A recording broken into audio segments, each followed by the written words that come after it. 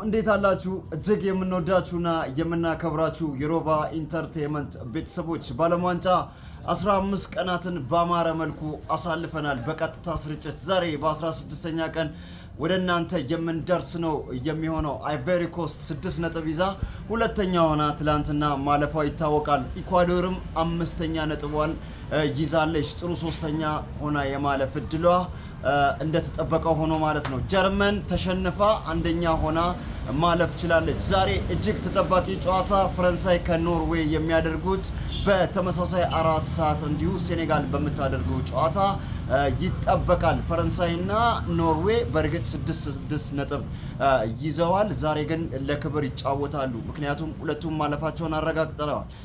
በዚህ መነሻ ዛሬ ከምሽቱ 4 ሰዓት ጀምሮ በቀጥታ ስርጭት ወደ እናንተ የምንደርስ ነው የሚሆነው። ሮባ ኢንተርቴይንመንት እግር ኳስን የምናወራበት ትክክለኛ ቦታ ነው። የትም እንዳትሄዱ። ይመቻችሁ።